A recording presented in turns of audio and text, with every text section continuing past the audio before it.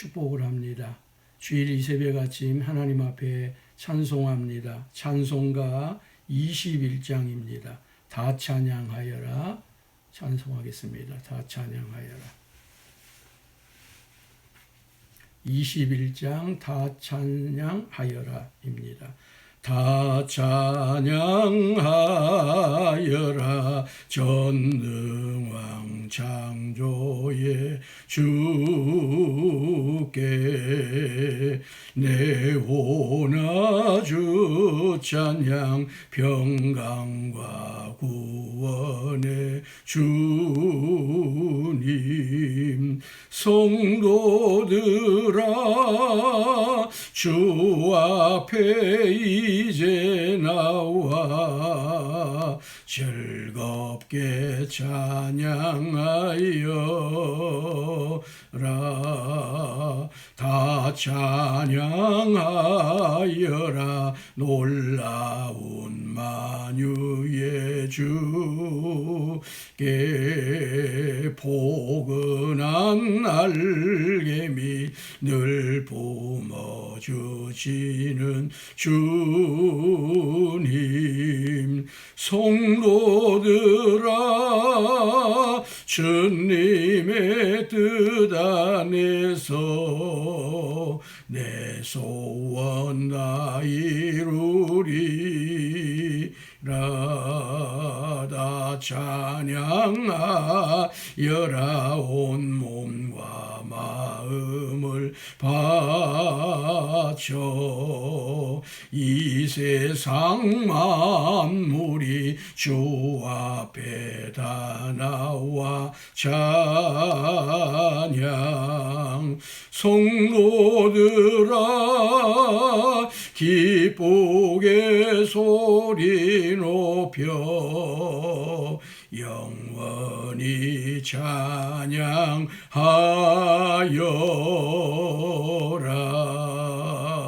아멘.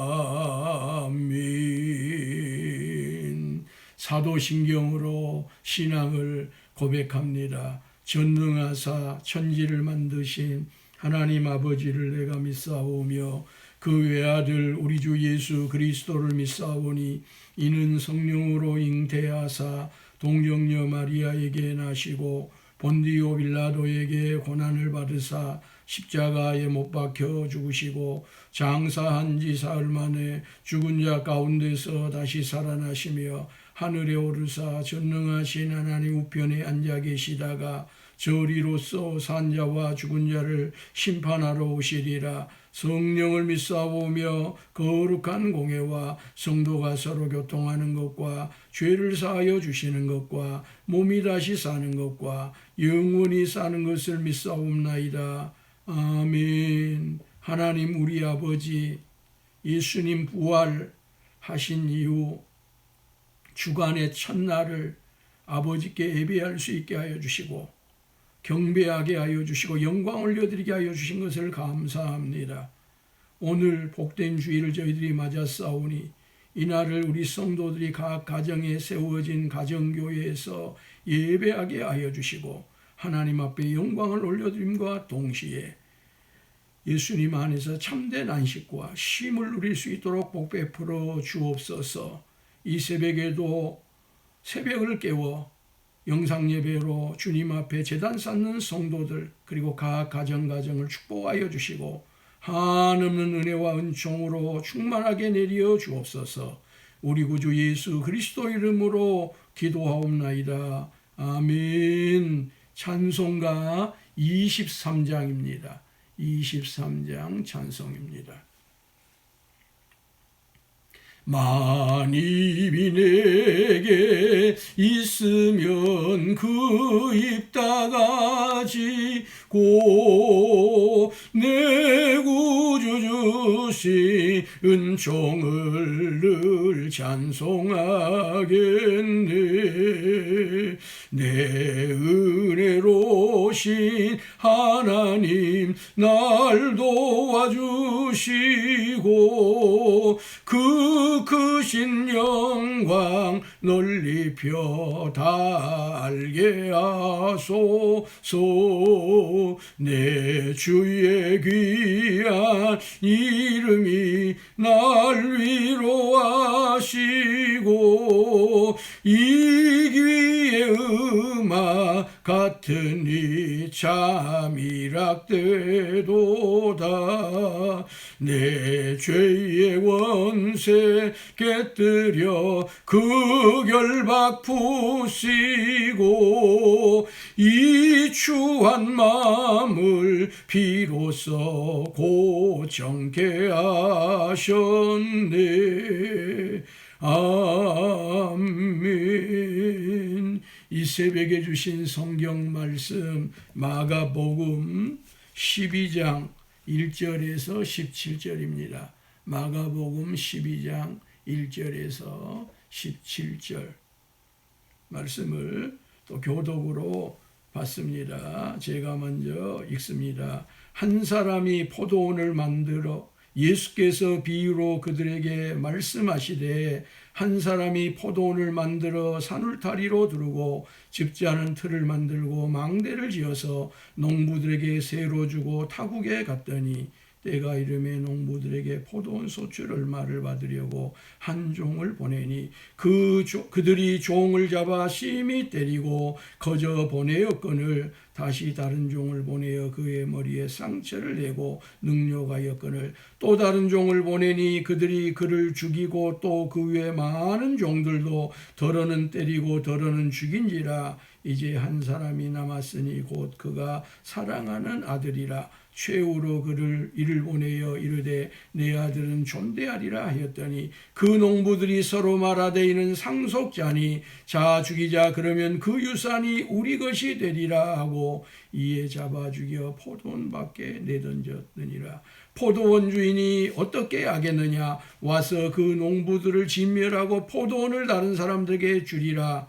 너희가 성경에 건축자들이 버린 돌이 모퉁이의 머릿돌이 되었나니 이것은 주로 말미암아 된 것이요 우리 눈에 놀랍도담을 읽어보지 못하였느냐 하시니라. 그들이 예수의 이 비유가 자기들을 가리켜 말씀하심인 줄 알고 잡고자 내 무리를 두려워하여 예수를 두고 가니라. 그들이 예수의 말씀을 책잡으려 하여 바리새인과 헤롯 땅 중에서 사람을 보내매 와서 이르되 선생님이여 우리가 아노니 당신은 참되시고 아무도 꺼리는 일이 없으시니 이는 사람을 외모로 보지 않고 오직 진리로서 하나님의 도를 가르치심이니이다. 가이사에게 세금을 바치는 것이 옳으니까 옳지 아니하니까 우리가 바치리까 말리까 한데 예수께서 그 외식함을 하시고 이르시되 어찌하여 나를 시험하느냐. 데나리온 하나를 가져다가 내게 보이라 하시니 가져왔거늘 예수께서 이르시되 이 영상과 이 글이 누구의 것이냐. 이르되 가이사의 것이니이다. 이에 예수께서 이르시되 같이 읽습니다. 이에 예수께서 이르시되 가이사의 것은 가이사에게 하나님의 것은 하나님께 바치라 하시니 그들이 예수께 대하여 매우 놀랍게 여기더라. 아멘. 아멘. 구약에는 포도원에 관한 교훈이 참 많습니다. 예레미야 또 에스겔 호세아 여러 성경에 이 포도원을 비유를 또 포도원을 통해서 교훈을 합니다. 왜냐하면 그 나라에 포도 농사를 굉장히 많이 짓기 때문입니다. 무화과도 마찬가지고요. 감람나무 올리브유도 마찬가지가 되겠습니다. 특별히요 오늘 예수님이 말씀하신 이 비유는 이사야 5장 1절에서 7절 이 포도원의 노래를 매우 흡사하게 예수님이 채용하셔서 그 비유를 채용하셔서 말씀하신 것이라고 학자들은 말합니다. 그리고 예수님께서 이 비유를 말씀하신 것은 예수님께서 성전 숙청을 하셨잖아요. 그러자 이 성전 맡은 분들을 비롯한 종교 지도자들, 교권주의자들이 예수님에게 와서 물었습니다. 예수님, 당신이 무슨 권세로, 무슨 권위로, 무슨 자격으로 이와 같은 일을 행합니까? 그때 예수님이 직답을 피하시잖아요. 나도 너희들에게 묻겠다. 세례 요한의 세례가 하늘로부터냐 사람으로부터냐 그렇게 물었지요. 만약에 하늘로부터라고 대답을 하면 세례자 요한을 믿지 않는 그것이 저들에게 걸립니다. 사람에게로부터라고 하면 당시 세례자 요한을 선지자로 알고 따랐던 수많은 백성들에게 저들이 지도력을 잃게 됩니다. 그리하여서 예수님께서 세례자 요한의 세례가 하늘로부터냐 땅으로부터냐 사람으로부터냐 말할 때 저들이 대답을 못했잖아요. 그래서 나도 너희에게 무슨 권세로 이와 같은 일을 행하는지를 알려주지 않겠다고 예수님이 말씀을 하셨는데 오늘 드디어 내가 무슨 권세로 무슨 권위로 이와 같은 일을 하는 것인가에 대하여 비유를 통하여 말씀하여 주시는 것이 오늘 이 포도원 비유라 그렇게 말씀을 드릴 수 있겠습니다. 그런데요, 이 포도원 비유는 예수님이 이제까지 하나님 나라를 설명했던 비유하고는 좀 다릅니다. 예수님이 이전에 하나님 나라의 비유를 말씀했을 때 그 대상은 제자들이고 또 예수님을 따라 나섰던 무리들입니다. 그리고 그 내용은 현세적인 것을 담고 있고요. 교훈적인 것을 담고 있습니다. 그런데 여기 포도원 농부의 비유, 악한 포도원 농부의 비유의 대상은 유대 종교 지도자들, 유대 교권주의자들입니다. 바리새인 서기관들, 또 이와 같은 사람들입니다. 헤롯 땅은 물론 교권주의자는 아니지만 당시에 정치 지배적인 세력들을 포함을 합니다. 그리고 그 내용은요, 종말론적입니다. 그리고 심판적인 것을 이 악한 농부의 포도원 농부의 비유가 담고 있습니다. 우리가 말씀을 보았던 것처럼 한 사람이 포도원을 만들지요. 그리고 이 포도원을 산 울타리로 두릅니다. 집자는 틀을 설치를 합니다. 또 망대까지 지어놓습니다. 그리고 이 포도원 주인이 농부들에게 세를 주고 타국으로 떠납니다. 언제까지일까요? 포도원 열매가 맺혀질 때까지입니다. 포도는요, 보편적으로 2, 3년 후가 되면 열매를 맺습니다. 그래서 타국으로 계약을 맺어서 떠날 때 2, 3년 후에 열매가 맺으면 돌아오겠다. 그래서 포도원 주인뿐만 아니라 이 포도원을 맡은 농부들 양방이 합의하에서 이렇게 약속을 한 겁니다. 그리고 포도의 열매가 맺을 2, 3년이 지난 때가 되어서 이 포도원 주인이 종들을 보내서 그 소작을 받고자 하는 거예요. 그래서 보냈더니 첫 번째 종들은 저들이요 머리에다가 상처를 내고 능욕을 해서 쫓아보내 버립니다. 첫 번째는 종을 잡아 심히 때리고 거저보냈고요. 두 번째는 머리에 심한 타격을 가하고 능욕을 해서 보냅니다. 세 번째는요, 저들이 완악의 정도가 더 심해져 가지고 그 보낸 종들을 죽이기까지 합니다. 또 다른 종을 보내니 그를 죽이고 또 그 외에 많은 종들도 더러는 때리고 더러는 죽이니라. 참 엄청난 일입니다. 무서운 일입니다. 악한 일입니다. 그래서 이제 딱 한 사람밖에 남아있지 않습니다. 종들은 없습니다. 누굽니까? 그 포도원 주인의 아들입니다. 그래서 이 아들을 최후로 보내면서 저들이 내 아들은 누구보다 잘하니까 종들처럼 능욕하거나 함부로 하지 아니하고 내 아들은 존중히 여기고 존귀히 여겨서 내가 저들에게 새로 주고 간 그 포도원의 싹쓸, 포도원의 소작료를 저들이 충분하게 주겠지. 그런 마음을 가지고 아들을 보냈습니다. 그런데 저들이요, 이 주인의 바램과는 달리 서로 이렇게 말합니다. 이는 상속자니 자 죽이자. 그러면 그 유산이 우리 것이 되리라. 포도원뿐만 아니라 그 아들이 가지고 있는 유산까지 그 주인의 모든 것을 저들이 강탈하려고 하는 계획을 세우고 서로 의논을 해가지고 이 아들을 잡아 죽여서 포도원 밖에다가 내던져 버렸다는 겁니다. 그럼 포도원 주인이 이 사실을 알고 어떻게 하겠습니까? 당연히 와서 그 농부들을 진멸해 버리지 않겠습니까? 그리고 그 저들에게 주었던 포도원을 빼앗아 가지고 다른 사람에게 당연히 주지 않겠습니까? 이 포도원 농부의 비유 속에, 악한 포도원 농부의 비유 속에 이 구체적인 이 상징을 담고 있는 부분들이 있어서 좀 제가 설명을 하겠습니다. 이 포도원은요, 이스라엘 전체를 가리킨다. 그렇게도 볼 수 있겠습니다. 포도원을 두른 산울타리는 하나님께서 저들에게 허락해 주신 율법입니다. 즙지 않은 틀은요, 제사제도입니다. 망대는요, 성전을 가리킨다 말할 수 있습니다. 이 포도를 만든 사람은 당연히 누구예요? 하나님이에요. 이 포도를 맡은 농부, 즉 이스라엘을 맡은 농부들은 제사장들, 장로들, 바리새인들입니다. 즉 저들을 신앙으로 이끌어 가야 될 지도자들입니다. 포도원 나무는 2, 3년이면 아까 말한 것처럼 열매를 맺습니다. 하나님이 이 기간 동안 맡긴 거예요. 때가리였습니다. 소장료를 받기 위해서 종들을 보냅니다. 여기 첫 번째로, 두 번째로, 세 번째로 계속 보낸 종들은 선지자들을 가리킵니다. 구약을 여러분 보십시오. 선지자들이 제대로 대접받은 적이 있습니까? 예. 선지자 제대로 대접받은 적이 없습니다. 얼마나 선지자들이 부끄러움을 당하고 능욕을 당하고 죽임을 당하고요. 예. 엄청난 일들을 저들이 악행을 저질렀습니다. 그래서 하나님께서 어쩔 수 없이 그의 사랑하는 아들 독생자 예수 그리스도를 보낸 거예요. 보낸 거예요. 그런데 저들이 예수님을 잡아 죽여 포도원 밖에 던져버렸습니다.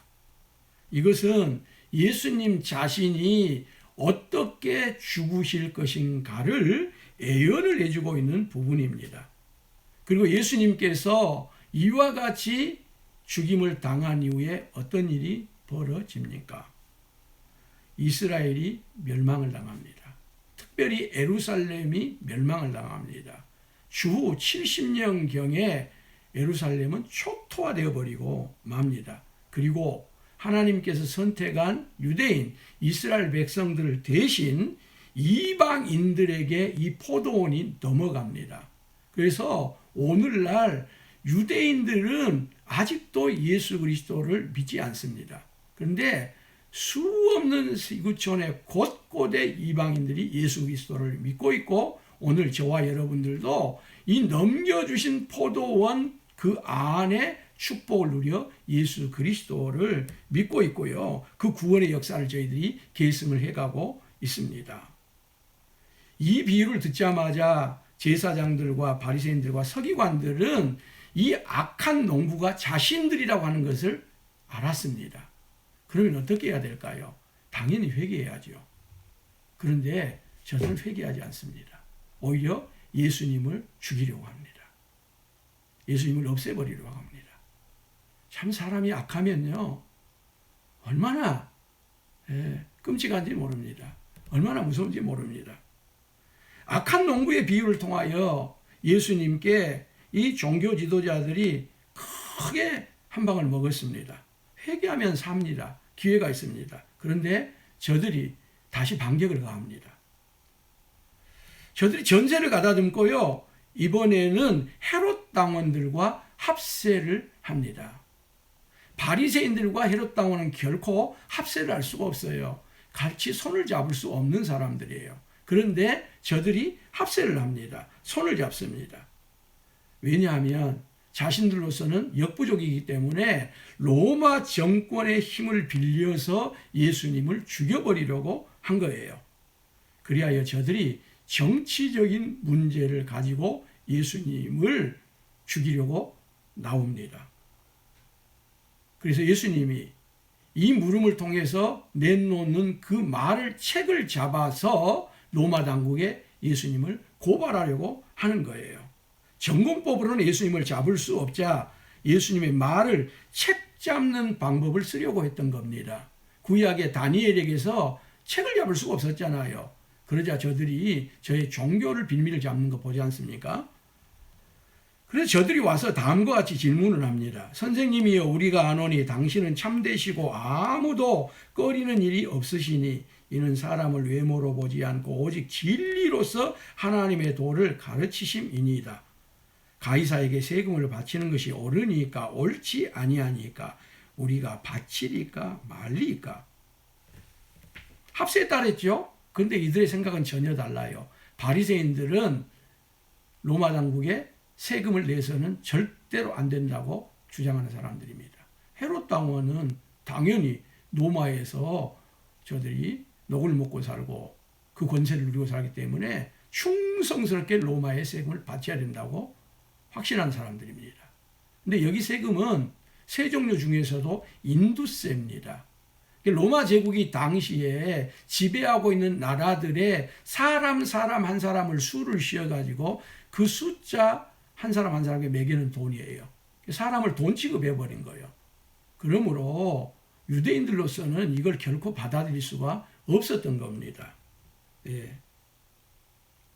그런데 저들이 합세를 해서 예수님의 말을 책잡으려고 이 질문을 하는 가운데 그 앞에 나와 있는 말은 다 맞는 이야기고 옳은 이야기되 정확한 이야기되 예수님을 존경하거나 예수님을 추앙하기 위해서 한 말이 아닌 이빠른 말이라고 하는 것을 보게 됩니다. 자, 예수님이 난관에 봉착을 했습니다. 특별히 유대인 일반 백성들도 자기들도 돈으로 취급을 해서 머리 하나에다 매기는 이 인두세를 강력하게 거부하고 있었거든요. 그래서 예수님이 만약에 이와 같은 로마의 세금을 바치라고 하면 얼마나 바리새인들이 공격을 하겠습니까? 그리고 예수님을 지금까지 하나님의 아들로 믿고 따라온 일반 백성들이 얼마나 예수님을 실망을 하겠어요. 반대입니다. 만약에 세금을 바치지 말라고 하면 헤롯 당원들이 예수님을 이 말을 책을 잡아서 바로 로마 정권에 고발을 합니다. 이와 같은 상황입니다. 그때 예수님이 야 너희들 가운데 데나리온 가지고 있으면 한번 가져와 봐라 그렇게 말합니다. 자, 호주머니에 데나리온이 있다 그 말은 뭔 말입니까? 로마에 지금 세금을 바치고 있단 말 아닙니까? 그런데 그들 중에 누군가가 데나리온 하나를 가져옵니다. 그리고 예수님이 그 데나리온의 앞뒷면을 보면서 자 여기에 누구의 형상이 그려져 있느냐 그렇게 묻습니다. 당연히 로마가 받는 세금을 위한 돈이니까 저들이 통용하는 화폐이니까 그게 로마 황제의 얼굴이 그려져 있을 수밖에 없지요. 그래서 예수님이 말씀을 합니다. 가이사의 것은 가이사에게 하나님의 것은 하나님에게 바치라. 한번 합시다. 가이사의 것은 가이사에게 하나님의 것은 하나님에게 바치라. 아멘. 그렇습니다. 여러분요, 예수님은요 이분법적 사고를 하지 않습니다. 네. 모 아니면 도 이런 사고를 하지 않습니다. 뭐 철저한 흑백 논리에 따라서 어떤 사고를 하지 않습니다. 오늘 우리 사회가요 모 아니면 도인 경우들이 너무 많습니다. 흑백 논리가 너무 강합니다. 이런 것들은 건강하지 못합니다. 극단적인 것 옳지 않습니다. 극단적인 보수, 극단적인 진보 이게 우리 사회에 얼마나 큰 병폐입니까? 얼마나 큰 문제입니까? 예수님은요 여기에서 요즘 말로 한다면 제3의 길을 말하고 있는 거예요. 예수 믿는 사람들 당연히 하나님 앞에 충성하는 것 당연합니다. 하나님 앞에 헌신하고요. 하나님을 우선순위로 삼고 사는 것 당연합니다. 그렇지만 우리가 어디에 삽니까? 대한민국에 삽니다. 우리는 대한민국 백성입니다. 대한민국에서 우리에게 부여해 준 주민등록증을 가지고 있고 대한민국의 백성으로서 우리에게 엄청난 권리를 우리는 누리고 있는 것입니다. 그러므로 우리는 더불어서 대한민국을 위한 의무를 감당해야 됩니다. 대한민국을 위한 사명을 감당해야 됩니다. 하나님을 섬긴다고 하는 그와 같은 미명 아래 나라를 무시하는 것, 나라를 함부로 하는 것, 이것은 우리 예수님이 가르쳐 주신 이와 같은 중요한 교훈에 어긋난다. 그렇게 말씀드릴 수 있겠습니다. 예수님은 국가에 대한 의무도 충성하라고 말합니다. 그런데 유대인들은 이것을 무시하고 있었습니다. 성경은요, 납세 의무, 이거 잘하라고 말합니다. 저는요, 우리 성도들이 복을 크게 받아서 세금을 많이 내는 그와 같은 성도들이 되기를 원합니다. 아멘이 안 됩니까? 예. 지금의 수입하고는 비교가 할 수 없는 그런 큰 복을 받아서 세금을 많이 내는 것. 이건 참으로 귀하고 복된 일입니다. 아름다운 일입니다. 저는 우리 성도들이 다 그와 같은 성도들이 되어질 수 있기를 예수님의 이름으로 축복하고요. 오늘 우리가 각 가정에서 하나님을 위한 예배도 영과 진리로 복되게 드리길 주의 이름으로 축복합니다. 주님 가르친 기도 함께 합니다. 하늘에 계신 우리 아버지여, 이름이 거룩히 여김을 받으시오며 나라 임하옵시며 뜻이 하늘에서 이룬 것 같이 땅에서도 이루어지이다. 오늘날 우리에게 일용할 양식을 주옵시고 우리가 우리에게 죄 지은 자를 사하여 준 것 같이 우리 죄를 사하여 주옵시고 우리를 시험에 들게 하지 마옵시고 다만 악에서 구하옵소서. 나라와 권세와 영광이 아버지께 영원히 싸움나이다. 아멘. 사랑하는 여러분, 복된 주일입니다. 샬롬. 축복합니다. 축복합니다. 네.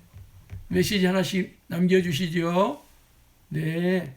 김광수 장로님, 네. 장금자 집사님, 김유자 사모, 최경혜 권사님, 한현신 권사님, 김영화 권사님, 고정숙 권사님, 정진 권사님, 김혜정 집사님, 박명자 집사님, 네. 제를리 집사님까지.